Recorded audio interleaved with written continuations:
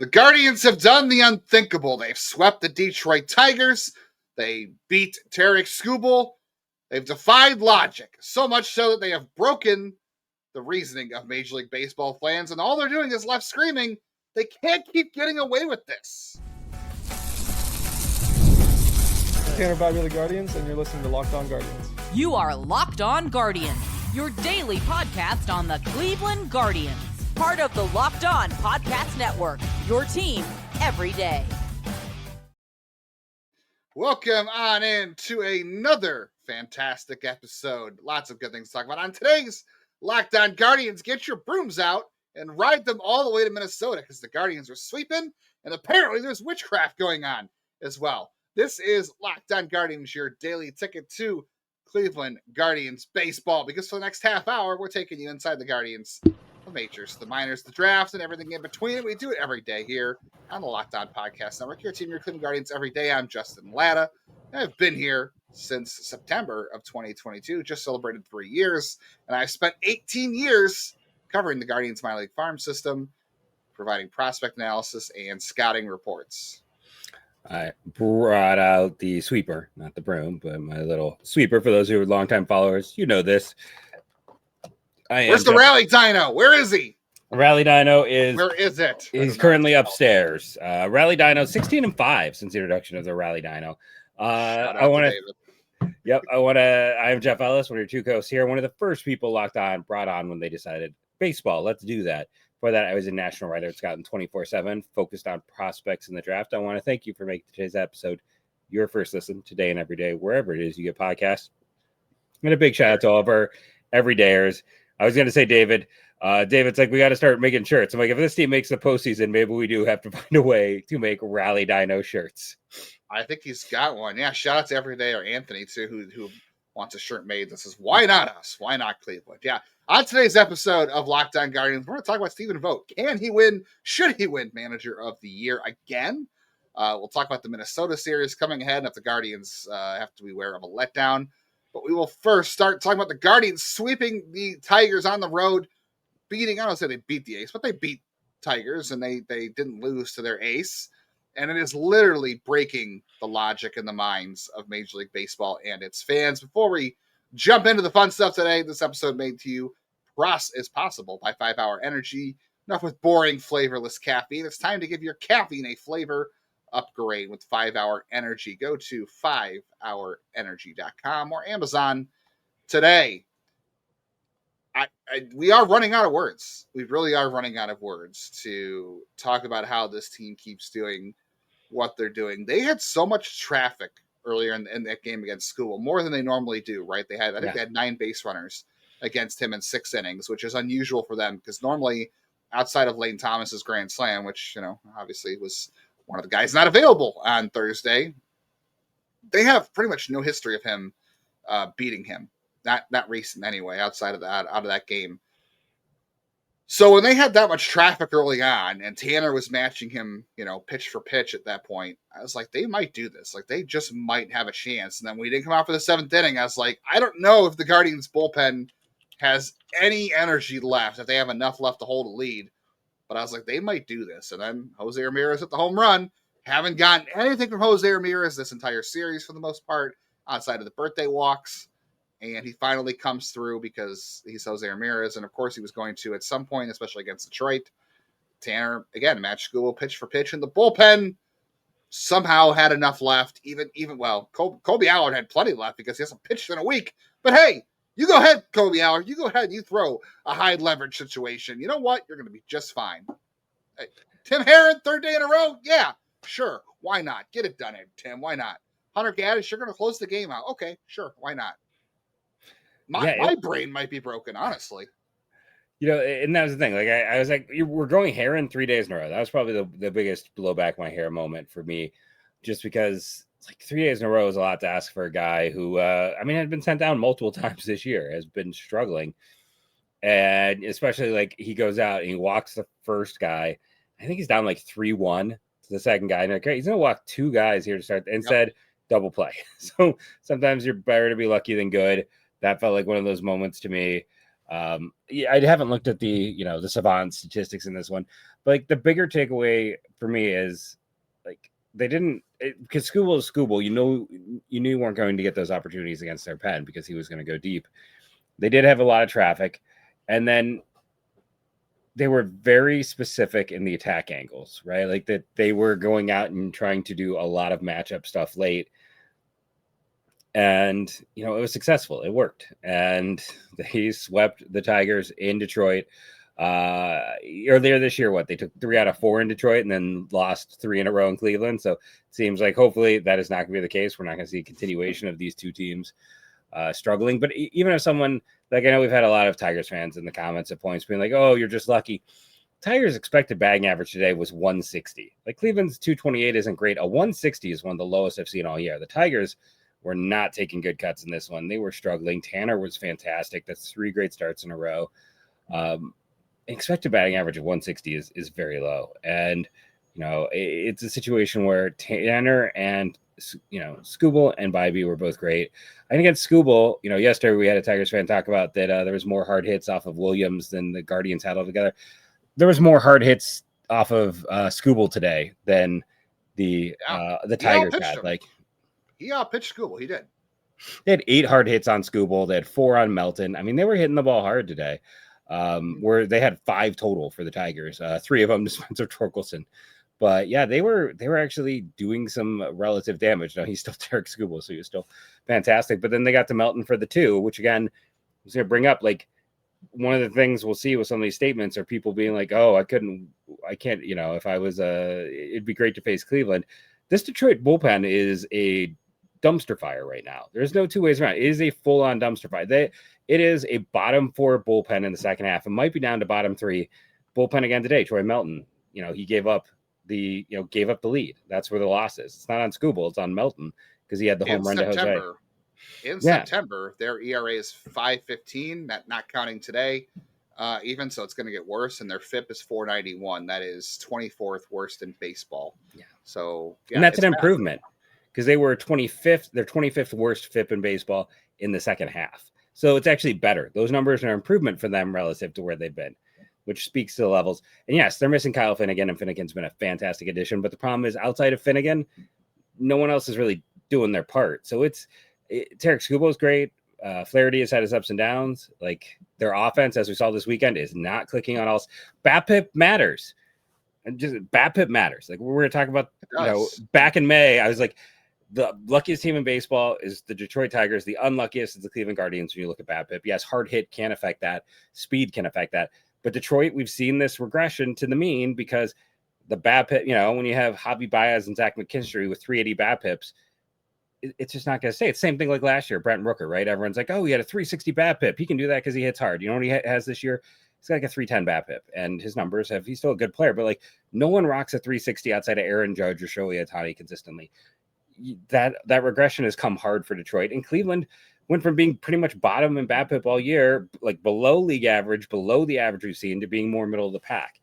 So this is just kind of a writing of some of the luck ships. I would rather be lucky than good. I know some people were like messaging, they're like, are the Guardians actually good? And I'm like, there are some good things about them for sure. Some of it's definitely luck, but you know what? This is the time of year you want to be lucky. You want to be lucky in September. You want to be lucky in October. And this is what, the Guardians did under Terry Francona, right? They were second half September merchants. And some people want to say luck. That's fine. But this is a sport where sometimes you want to be lucky, and there's more luck in this sport than any other sport. It's just the truth. There might just be, and that has defied logic. I'm not going to sing "Defy Gravity" as much as my wife would love me to hear me sing that song. I'm not going to do it. The audience wouldn't like that. Jeff would not like that either. But they are defying logic. How badly are they breaking the brains of Major League Baseball and its fans? We're going to discover that next, and we'll talk about don't be so sure about Minnesota. They're bad, but you got to keep your head up in Minnesota. You can't have a letdown. We'll talk about that next on the rest of this episode of Locked On Guardians. But first, let's talk about one of our newest sponsors, This episode is brought to you by Zippix Toothpicks. Whether you're looking for nicotine satisfaction or an energy burst, Zippix has you covered with their nicotine and caffeine-infused toothpicks. For nicotine users, Zippix provides a discreet way to satisfy cravings and the hand-to-mouth habit without vaping or smoking. Zippix can be a helpful tool as you work to reduce your dependence on vaping. Available in 6 great flavors with 2 milligrams and 3 milligrams of nicotine options. And if you need energy without the crash, their caffeine toothpicks are a game changer. My only complaint about these things, right? Here's my one complaint. I wish they were just a little bit smaller because then I could really tuck it in my mouth. Today when I was leaving work, I popped in one of the energy toothpicks because I was dragging. I'd already had 4 cups of coffee. I did not want to put more. I was dragging. I went to Zippix, threw in a toothpick, helped me get through the afternoon. I'm liking this product. I'm going to use every single one of my energy toothpicks. This is one of those that I really, really endorse. So go to zippixtoothpicks.com. Use the code LOCKDOWNMLB for $10 off your first order. It must be 21 or older to order. Warning, nicotine is an addictive chemical. That's zippixtoothpicks.com. Promo code LOCKEDON. Zip more, smoke less with Zippix Toothpicks.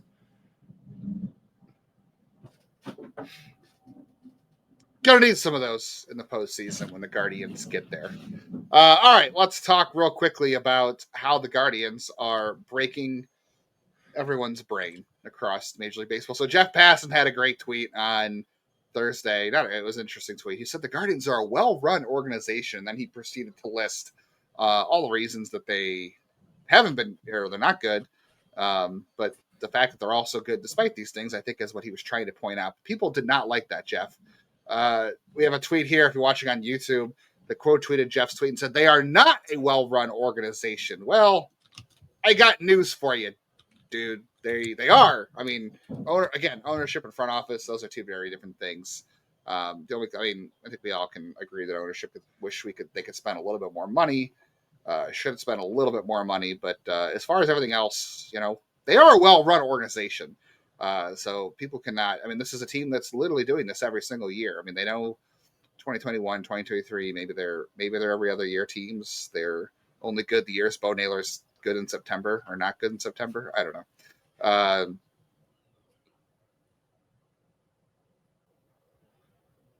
Another tweet that quoted Jeff Passan's tweet said, "Rewarded for playing a disgusting brand of baseball." This is the brand of baseball they've been playing since. I wonder if that was a facetious, I wonder. That one felt to me like someone who's actually part of how we've taken ownership of disgusting baseball. Like that one to me, I think might be a Guardians fan who's in on the joke, enjoying it. I'll say that one. Ryan said, "Now they face a real team coming for 4 games. We're about to find out." That might be facetious too. I think that might be facetious. The Twins, because otherwise that's barely a real team. Their brain is broken if the Twins are a real team. So I'm going to believe that is 100%. This is a great one. "They are drenched in the armpit sweat of Satan and a Viking burial ground." That actually also might be true. That's a Royals fan. That is 100% a Royals fan. That's Matt Katara there in his picture. They are a really well-run organization with 2 gamblers and cheaters on their team and literally every ounce of luck on their side. Give me a break. That is a Twins fan who just cannot stand it anymore with the Guardians. It's hard to be a Twins fan. You've won one postseason series in most people's lifetimes. It's not easy. Yeah. And then, you have to sit there and deal with guys getting hurt all the time and your players being sold off, and you have to live in Minnesota, which from what I hear, living in Milwaukee is a fate worse than anything. The only thing worse than living in Minnesota would be living in Chicago based on the people around me in Milwaukee. That is what they tell me. Wow. Chicago's the worst, but second worst is Minnesota. You'd be better trying to drown in the ocean than live there, according to what people at least here say. I've never been to Minnesota, so I can't speak to it. I can just say what the people in Milwaukee tell me. Yeah, these are not Jeff's opinions. These are They're not people Jeff has heard. This is from the kids at school, middle school. Kids are very brutal these days. So yeah, I've never been, so I cannot comment. I would love to go to the Mall of America. We're gonna have a lot of Minnesota fans in our comments.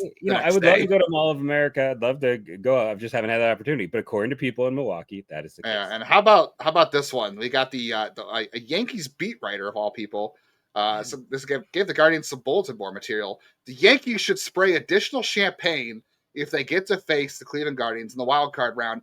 This is the team that just swept the Tigers on the road and managed to beat Tarek Skubal. And, oh, by the way, they also beat the Tigers and Tarek Skubal in the playoffs last year. And they split the season series against the Yankees. And again, I lived in New York for 7 years. And it just, I don't know. It's the degree of entitlement that I experienced when I literally opened a bank account when I was there. And part of the conversation turned to the bank manager person talking about how he couldn't wait for them to sign Grady Sizemore away from us. Like they got CC, next was going to be Sizemore. Like this was just me trying to open. I'm like, this is a bank, dude. I'm just trying to open an account. Like the entitlement of the fan base is crazy. Like he saw me wearing Indian gear at the time. He's like, oh, we're gonna get Sizemore here in like 2 years. I'm like, oh, okay. Can I get my checking account? Because they're gonna trade Miguel Andujar and Clint Frazier for José Ramírez next. There's great Yankees fans. I got a lot of great friends who are Yankees fans, so that's more to make fun of them. Shout out to Stacy. Yeah, I love Stacy. Shout out to my buddy Nick from back there. Well, Nick's a Mets fan. Actually, I'm blanking on my. Gosh, I left New York in 2012. I haven't talked to him in like 5 years. I'm blanking on his name. Randy was just kind of agnostic as a baseball fan, so I could say Randy's name.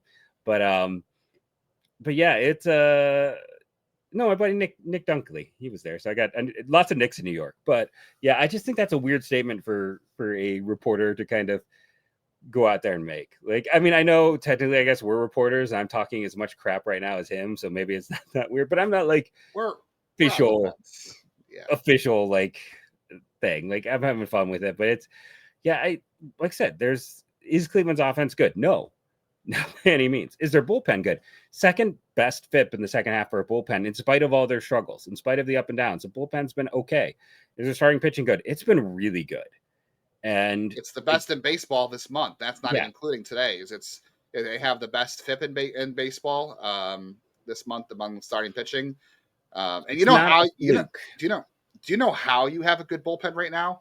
The reason the Guardians bullpen actually is working is because they're not forcing them to work a lot. Yeah. Last year, they worked overtime. This year, the Guardians in September lead the major leagues in starting and innings pitched by starting pitchers at 97 innings. They have the least amount of bullpen innings pitched in Major League Baseball.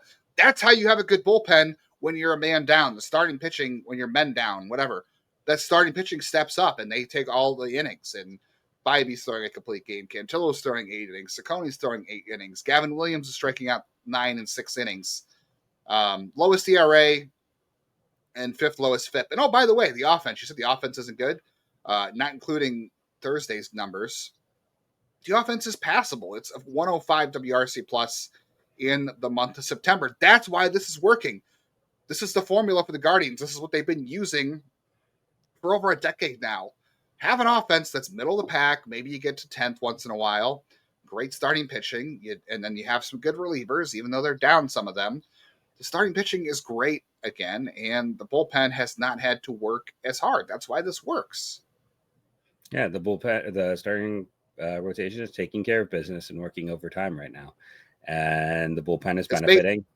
They're not working overtime. They're making up for last year. So there's no overtime here, to be clear. They are making up hours from their sick time last year. But yeah, and the nice thing with the offense is what we talked about all year, that, it's been guys aren't stepping up, right? Like Kyle Manzardo is the guy for big chunks of the season. Jose had a great day today, but kind of a little bit of a slide. He had a lot of walks on his birthday. Had a great day today? Below average bat. I know. We'll talk about multiple guys who really stood out. But one of the guys stepping up of late is a guy that we've been harsh on. That's John Kenzie Noel, and he had a great day today. Brian Rocchio's been struggling, and he had a great day today. Like there's a lot of guys doing their part. Like that's what they needed, is other guys to finally get something. Yes, there is one guy I want to point out that was big in this game that we have talked a lot about on the show that we've been hard on, Tim too, but he came up in a big way on Thursday's win. And we'll also get into the Twin Series ahead and trying to avoid a letdown there. And we'll talk about Stephen Vogt, whether or not he deserves Manager of the Year once again on the rest of today's Locked On Guardians. Prize Picks. Man, this is the place you want to get all your picks right, of course. Daily fantasy app where you are making the right call. You can actually pay off by making that call. We're making decisions every day. So is Stephen Vogt, but Stephen Vogt should avoid Prize Picks, just to be very clear. Being right here, though, actually lets you cash in. So if you're going to be right once in a while, It's probably not with your wife or your partner, but if you're going to be right, you want to do it on Prize Picks. If you're into football and it's back, Prize Picks is the simplest and fastest way to get in all the action. Pick more or less on 2 to 6 player projections, and it takes your projector, your guesses, into real prizes less than 60 seconds. Josh Allen, more than 270 passing yards? I think so. He was having a good night against the Dolphins last I checked. And they also have really fun max discounts. Like Patrick Mahomes, is he going to throw under or over half a passing yard? I think yes. And guess what? That's one of your projections. If you get another one right, you cash in. That's how easy it is on Prize Picks. Download the Prize Picks app today. Use code LOCKEDONMLB to get $50 in lineups after you play your first $5 lineup. That's code LOCKEDONMLB for $50 in lineups after your first $5 play. Prize Picks, it is good to be right. We are all going to need a little bit of boost of energy this weekend and these last 10 days of Major League Baseball, 10 games for the Guardians anyway. And we need some caffeine, and you're going to do it with a flavor upgrade. 5-Hour Energy Shots delivers tasty caffeine in 17 bold flavors. Each 2-ounce shot packs a caffeine of premium of a 12-ounce cup of coffee, plus B vitamins, nutrients, 0 sugar, 0 crashes. These things are portable. They're good. They taste great. Tiny shot. I use them occasionally on weekends, and I cover high school football on Fridays when minor league baseball is over. So I'm working double time for that as well. And I got to stay up late and watch those games. And we're going to be watching a doubleheader on Saturday. So guess what? I'll be probably having some caffeine on Saturday as well. And I'm going to do it without having to put boring, flavorless caffeine in my gullet. It's time to give your caffeine a flavor upgrade with 5-Hour Energy Shots. Get the favorites you love, or be bold and try something new in the store, online at 5hourenergy.com or Amazon today. Very quickly, just want to say thank you all for being part of the Locked On Guardians community. We love each and every one of you. Shout out to Time Traveler. He had a comment the other day talking about how he's grown to love the show, and then he had a comment, the commenter had another day about how we got something really special going on here. So we really appreciate that. Make sure you're hitting the bell on YouTube so you can be part of the specialness on YouTube, so you can get all of our episodes, reaction videos, the squad show, which will be in your feed today on Friday if you're listening to this, and make sure you auto download on audio always. So that's the best way to support the show and get it wherever you get podcasts. I did not realize, Jeff, you've been telling me this for a while. You've been saying it on the air for a while about how bad Minnesota is. We'll get to that in a second. But there's one player who had a really big impact in this game that I think we overlooked, and that's Angel Martinez. Yeah. Did you have Angel Martinez walking twice in this game, Jeff? In any game, for that matter. I don't know if I had him walking twice in a month. Let alone a game. Worked a walk off Tarek Skubal, and he worked a walk in front of José Ramírez when he hit the home run in the 7th inning. If he doesn't get on base there, they might put José Ramírez on. But because Angel Martinez was already on, they had to pitch to Jose. That was a huge walk in the 7th inning by Angel. Yeah, no, I agree. It's, and I will say, like, if people want to call us haters, like, this was definitely a game for us to drink the haterade or, get our comeuppance. However you want to phrase it. It's like, I've said it many times, like, I want Brad Christmas to be exactly what everyone thinks he's going to be. I more than anyone else, I want to be wrong on him. Martinez is also he's a fun, exciting athlete. Like, because of that excitement, people were rooting for him even when he has had his struggles. I mean, heck, Gabby had another hit today. Did he have a hit every game in this series? Like, it was definitely a lot of the guys who have taken the most hate this year had some pretty big impacts, as well as Jose. Heron. Yeah, Heron. Good call there. Yeah, like Kobe Allard. Kobe Allard, they cut.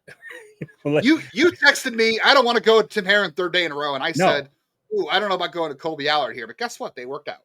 Yeah. And here's the thing. It was a perfect matchup situation because we know Kerry Carpenter. I don't know why I thought for a second that wasn't his name. But it's like he's got a 130, I think a 135 WRC plus against righties and a 65 versus lefties. That's like Miles Straw territory. That's what Miles Straw did most of his time here was the 60s. So that's why they left in Sobrowski yesterday. That's why they went and got those lefties. This is where I'm going to be foolish because my ADD and my dyslexia, I easily get turned around and stuff. Riley Green is a lefty as well, right? So it's like, he doesn't hit well against lefties. So they went out and used the lefties against the right guys. And when they pulled in Heron, they went and got not Wenzel Perez because I think he was already in. They went and got why am I blanking? I keep thinking Phillips, but that's not. But they got their other lefty bat, and this is a heavy platoon team with the Tigers, and the bullpen took care of it. They were great. All right, so the Guardians face the Twins this weekend. The Twins are 4-12 in the month of September. The Guardians are 13-4. These two teams could not be going in more opposite directions right now. The Guardians, I don't know for sure. I feel like they're pretty motivated.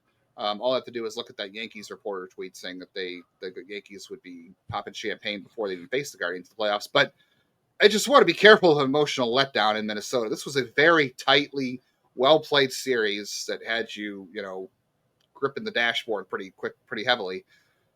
And now you go into Minnesota for 4 games in 3 days, and you get Pablo Lopez on Friday against Logan Allen. That's not the best matchup. You got Joe Ryan and Bailey Ober on Saturday, 2 pitchers that have historically given the Guardians fits because they both throw great changeups.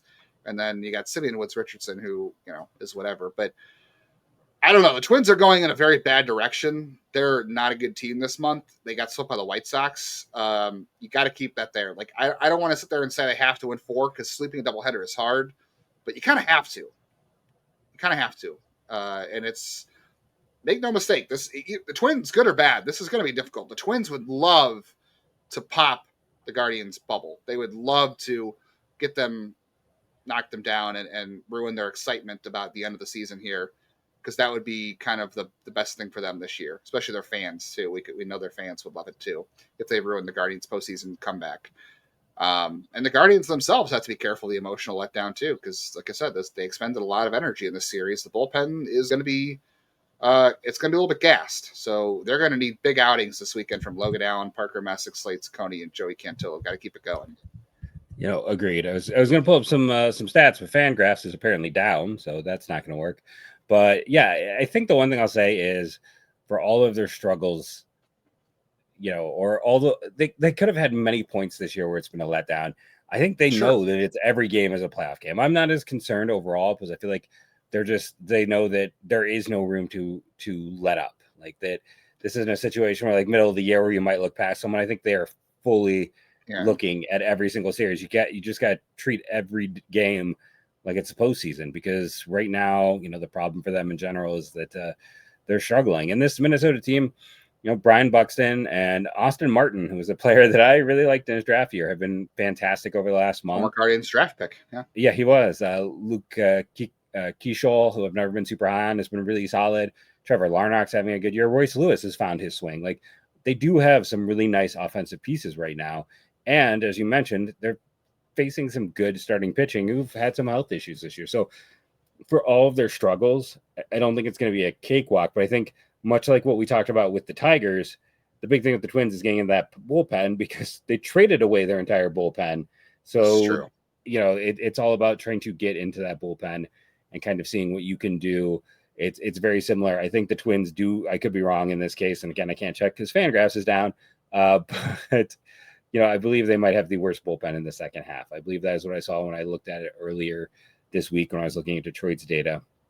So they have the 27th worst bullpen by FIP in September, I can tell you that, and the second worst bullpen in baseball in September by ERA. By the way, the Yankees have the worst bullpen by ERA in September. Who knew? Yeah, maybe they shouldn't be popping that champagne just yet if their bullpen's not good. And it's a lot of guys like, Genesis Cabrera, who was great a few years ago, who they're trying is Thomas Hatch went over to Korea or Japan. He's now part of their pen, former high pick of the Cubs. There's a lot of names I don't know here. Travis Adams, Cody Lawyerson. Ooh.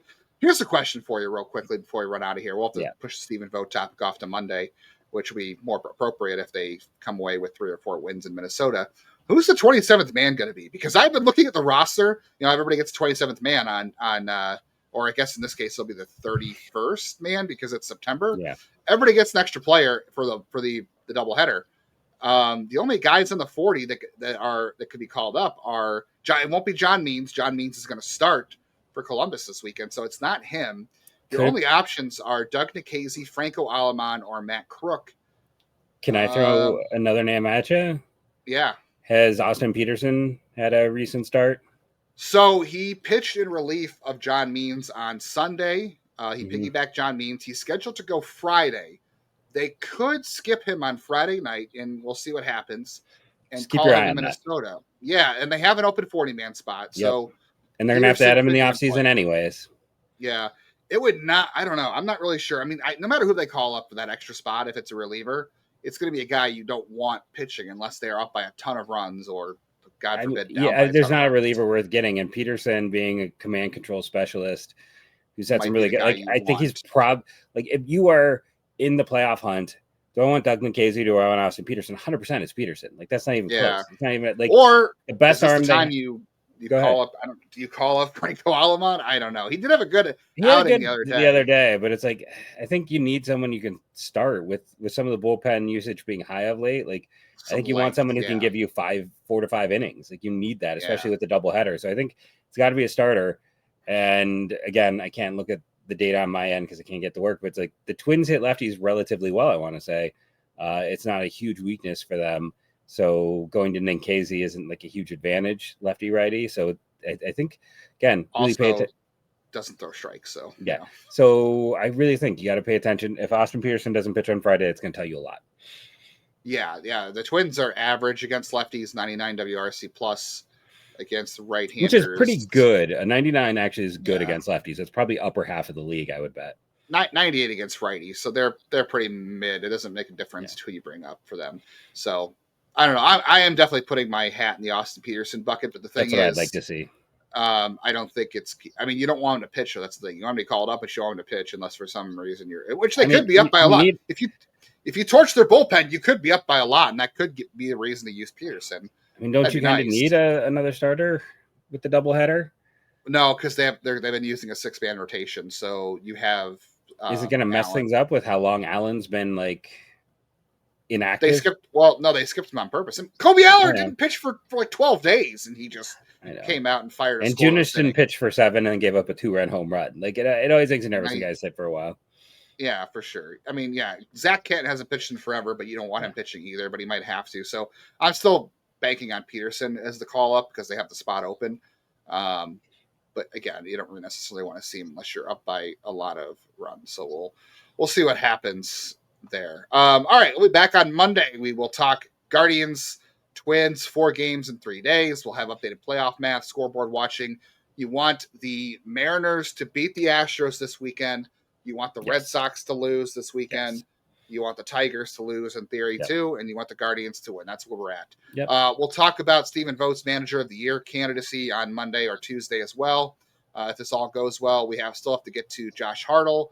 We still have to get to the assistant GM of the Guardians who's in play for a job with the Washington Nationals. So much to come on Locked On Guardians. We hope you are sticking with us. This is fun, and we are never out of things to talk about. Thank you all for joining us. Remember to rate and review, download daily. It helps. Do your part. Also, in terms of how close are we to 5,000 subscribers, apparently my internet's going to run super slow here at the end. So, something. Yeah, like 30 something. So thank you all for joining us. Remember, again, I already said that part. Thank you all. And go Guardians, go. And it's 129 for those who are curious.